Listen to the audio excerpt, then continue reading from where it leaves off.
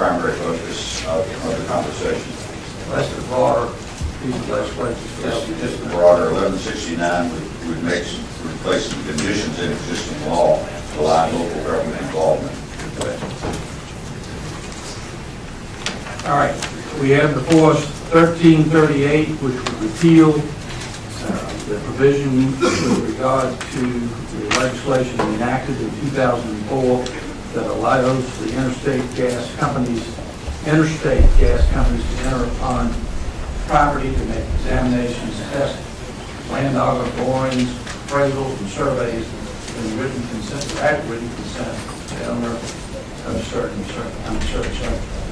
Yeah. No repeat performance. But I'm speaking to a different bill, saying entirely different matters. New information. Oh, yeah. Other people that need to speak as well. Right, this is all different. Absolutely. Okay, Joanna Salidas.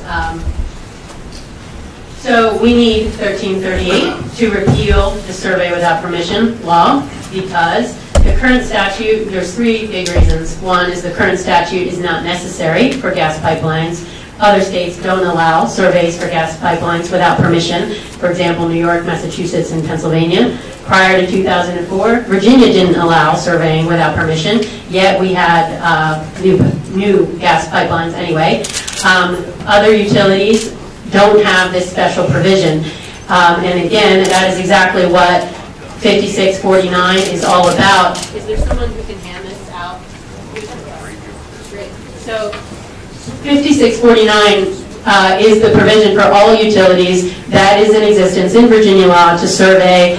The 56-49.01, oh, I'm sorry, I'm so sorry, is only a special provision given just to gas pipeline companies. And to go back a moment about the whole public service corporation thing, if it doesn't apply to Dominion because only federal law applies, then why are we here talking about this Virginia statute and repealing it? Because I can guarantee you, I promise you, that they are using 56-49.01 to gain access to our properties against our will. So it sure doesn't make sense if they're not a public service corporation that they can use the law. Anyway, okay, the second problem, the second reason that it needs to be repealed is that the current statute violates property rights.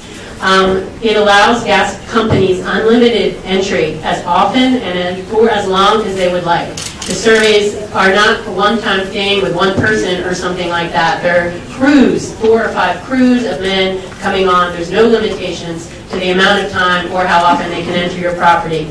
This intrusion and loss of privacy occurs under this statute occurs with no due process and no compensation. In other states and for other utilities, there's some kind of regulatory process that ensures the public good of a project outweighs the harm to the individuals before a taking is allowed. Here, that's not the case. 56-49.01 puts the cart before the horse. It lets them survey when there's been no due process that shows that it's a public good. This statute, in fact, assumes 56-4901 assumes a priority in it assumes that a gas pipeline is for public benefit versus for private profit. There's, again, no process that demonstrates that at all. It's not fair to property owners, to individuals, or to the public. Thank you very much.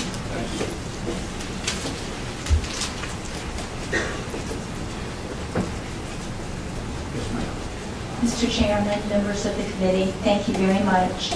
My name is Martha Purvis Smith. I actually live in Chesterfield. My parents, John Ed and Ruth Purvis, live in Nelson County. They are 7th generation Nelson County people. My sister, Elizabeth Purvis Shepherd, she also lives in Nelson County, and she's a teacher. My parents are impacted by these lawsuits.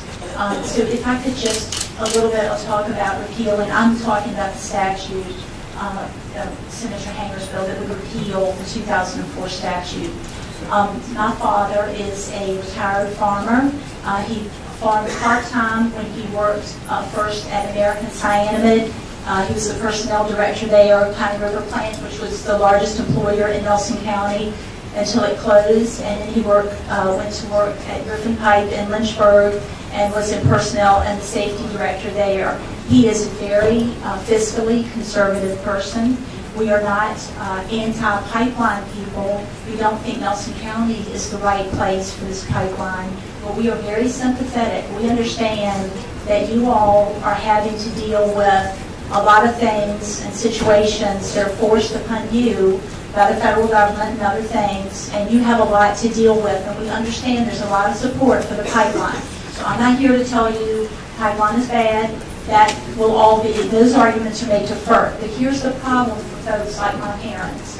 My father, and I refer to my father, the land, some of the land that it comes across is family land that he inherited, and then he had beach cows, and so he always either had his own land or land that he rented, and so he bought land on the other side of the mountain from where we live too. So he's impacted by this potential route by about a mile of his land on both sides of the mountain.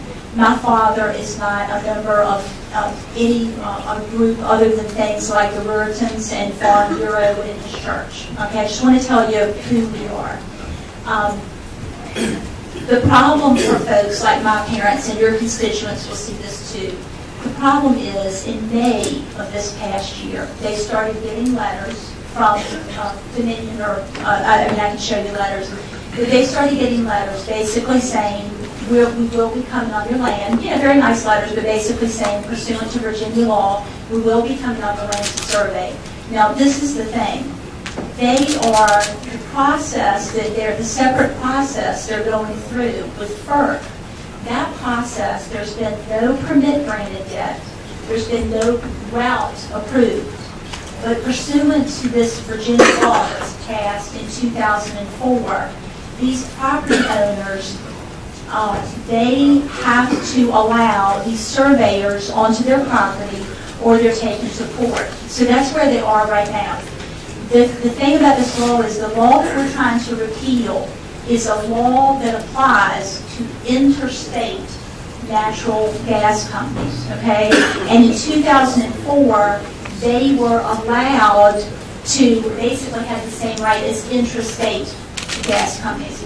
But the thing is, these landowners are subject to a different process. They're subject to FERC.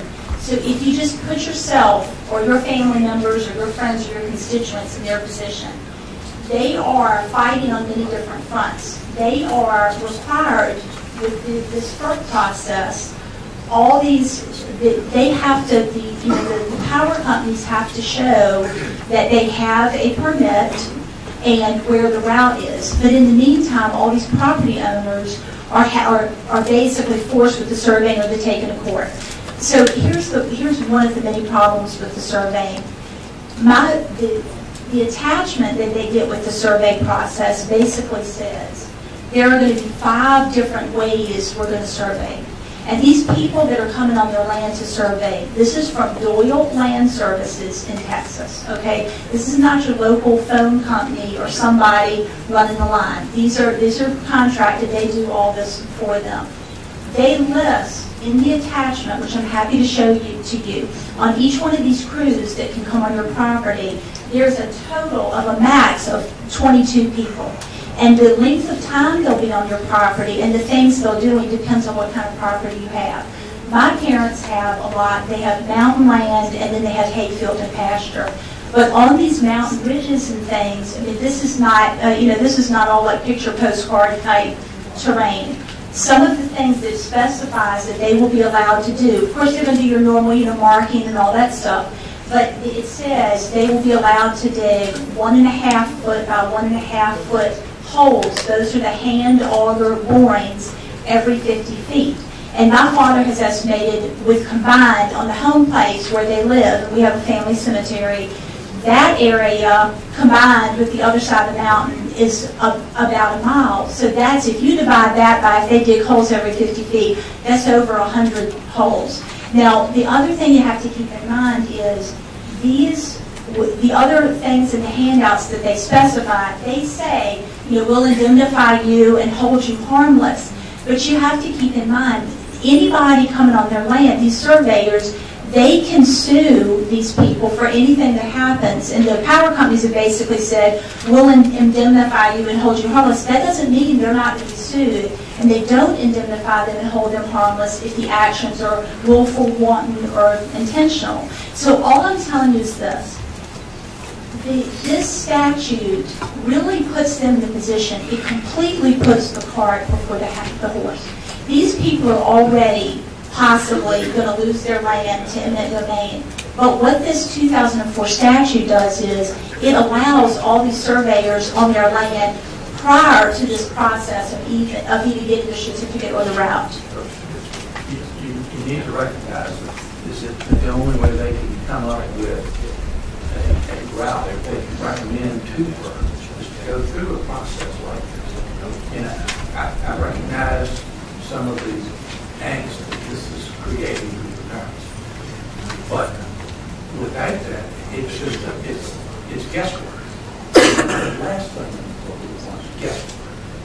So that's why it's there, and that's part of the process. And it's trying to be done in a methodical manner that is applicable. And I fully appreciate what you're saying. If I could just say this. The FERC documents that they hand out to all these people, it says in the FERC documents from them in the process that some states will, the whole process, it does not contemplate these surveys. That's not a required part of the process. That's something that Virginia has chosen to do. So, and I will say this, these people are being forced to do it. There's nothing that doesn't mean that these power companies can't send out a letter that says, and I'd be happy to help them draft it, that says to affected property owners, or not affect, just anybody that they're looking at, could we do this? We would like to come and talk with you. Here's our number. We would like to talk with you. We would like to do surveys. We would like to potentially buy your property. And I handed out to everybody the Marcellus Drilling News, which is a pro-pipeline publication. I handed that out to everyone. They are not in favor of the forced surveying or eminent domain. They think it creates bad will on the part of pipelines, and that's what it's doing in these areas. Thank you very much. Thank you very much. Yes, sir.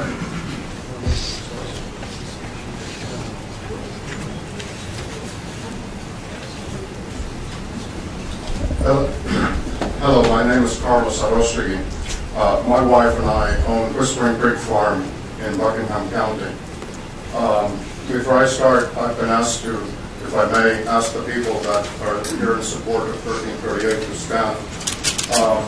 I would like to very briefly share with you our experiences at the business end of 56-49.01. We were notified in May that our farm had been chosen for the privilege of hosting the pipeline. Sadly, the certified letter came at the same time my wife was sitting down to write the check for a last mortgage payment. That's sort of pathetic or ironic or whatever you want to call it. We looked up the code and saw that they were required to ask our permission. We naively assumed, falsely, after I come to learn, that if someone is required to ask me permission, I have the right to say no. So we did. Months passed. Finally, at the end of August, we got a letter finally acknowledging that we had been acting permission and saying, well, we will not enter your property without your permission or a court order. At which time, we sat down, we wrote a letter to Dominion and said, look, no one outside the legal profession enjoys the threat of being taken to court. We're willing to reconsider our denial, but we need additional information to make a proper decision. We said submitted a letter to them via certified mail, return receipt. We know that they received it. And the letter asked 5 simple questions that pertain to the impact of the surveys on our agricultural operations. The first one of those was a statement that said, look, we do rotational grazing. We plan the movement of our cattle well in advance. Would you be willing to give us 15 days advance notice so that we can adjust our grazing program? Okay, that's not a unreasonable request, right? And there were other things of trying to ascertain, okay, once you come in onto our land and you do your survey, how am I going to be restricted in this? Just for your information, they want to survey right through the middle of our biggest pasture. So this is not something that's, just not off in the corner of the farm. I never received an answer. The next notification I got was a letter from a Wire Woods saying we're taking you to court and giving us one last chance to recount. On January 15th, we were served with summons for the civil suit against us for this. So our whole experience has been that the gas company is characterized by arrogance. They refuse to talk to us. They don't want to talk to us because they have 56